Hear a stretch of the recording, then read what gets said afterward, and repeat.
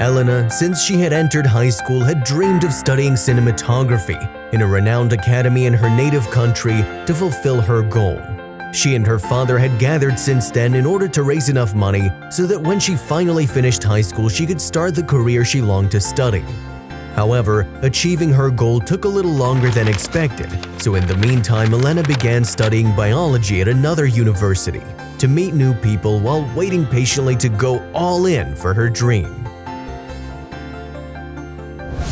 A week away from finally getting all the money they needed, Elena's father suffered a terrible accident which left him in the hospital, and although he was able to recover, the medical expenses and the expensive therapies he had to undergo to walk again took away all the savings they had set aside for his daughter's studies. Also, if you have not done so already, please subscribe to our channel and click that notification bell to get inspired by these real-life stories every day. Now, back to the story.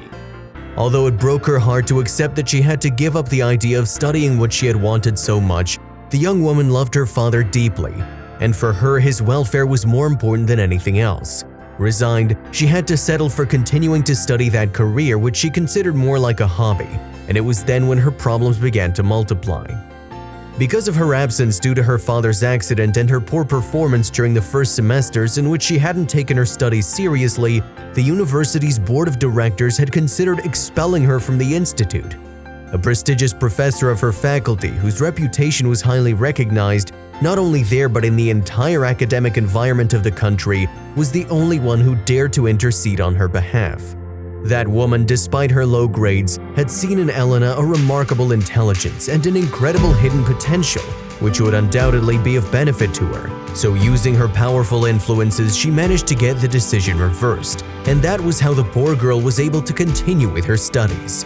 When she heard the news, Elena did not take long to go to her, to show her sincere gratitude and put herself at her disposal for everything, whatever she needed.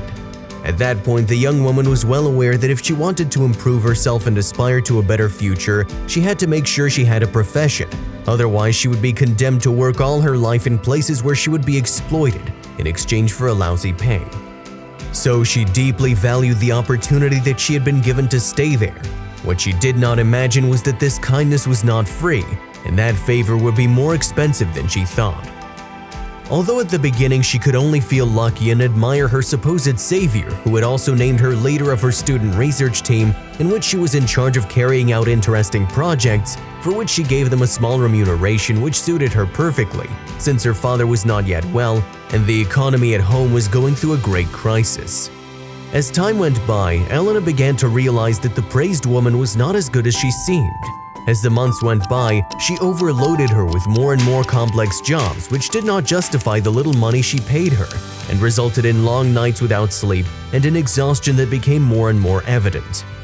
The few times she dared to complain about it, the only answer was that this was the price to be paid to achieve success and excellence, and she was rather lucky to receive some money along the way at all. One day, tired of this, Elena began to investigate a way to get more out of her hard academic work and discovered a promising natural science research contest in which the winner would receive a substantial prize of $10,000, in addition to a trip to Germany where he would give an exclusive interview with the most influential science channel of the time.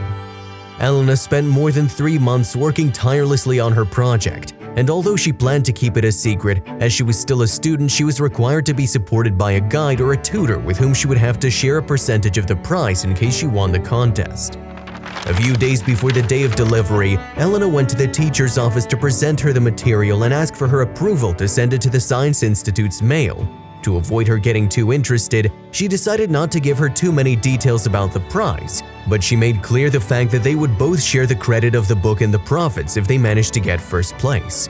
The woman agreed without much eagerness, and the next day, after telling her not to even worry about seeing the results since her project was too mediocre for anyone to even finish reading it, she gave it to her with a signature on it. The day the public announcement of the winners was made, Elena was in shock. Unable to believe what was happening, among applause and praise, the title of her project was mentioned as the irrefutable winner of the first place. And although it made her feel that all her sacrifice had been worth it, then she discovered something that made the world come to her. Her teacher had changed the data and had put herself as the sole author of the project, When she went to demand an explanation, she refused to receive it and had her thrown out of her office. With her power and prestige, the ruthless woman made sure that no one was willing to listen, and since Elena was a humble student, there was no way she could prove that woman had stolen her research. Frustrated with such an unfair reality, the poor girl, despite not abandoning her studies, decided to get away from it all and began to work on her own, delivering meals to her home, which she prepared herself. Although she did not earn a large sum of money, her enterprise helped her family and her father, who was still not getting much better. One night, when the woman she was delivering to decided to cancel the order at the last minute, Elena was on her way back on her bicycle when she saw a tall man with very white skin sitting alone on a bench in the square, and it occurred to her that perhaps he might be hungry, so she approached him to offer her some food. "Thank you very much," said the handsome boy, who by his features and accent must be a foreigner but spoke Spanish very well. Surprised by his gesture and intrigued by the fact that a tourist was there alone at that time of the night, the two began to talk, and that was how the most romantic love story began. One day when Elena saw the announcement that in a week would be the interview in which was her and not her teacher who should attend, she couldn't help feeling down, and the man, noticing it, asked her to tell him what was happening. When he heard everything, he was surprised, and then confessed that he had to return to his country since his vacation was over. Although he promised to return for her, the young girl couldn't help but be filled with doubts, especially by the fact that since his departure, he did not communicate with her again. When she finally received a call from him, the only thing he said to her before hanging up was, "Connect to your computer." When he did so, the live program opened immediately, where the teacher was about to be interviewed, and Elena was perplexed to see that the man who was going to interview her was none other than her boyfriend. Before leaving, he had taken the original and all the evidence proving that Elena was the sole author of that project in front of millions of viewers.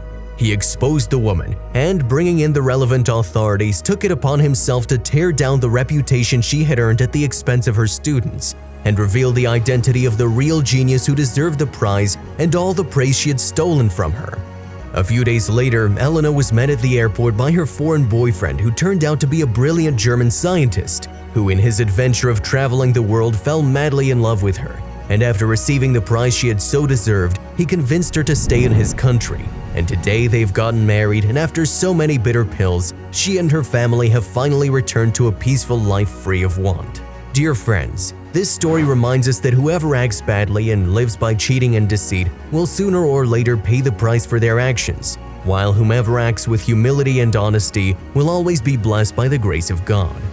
Now it's your turn to tell me, what did you think of the story?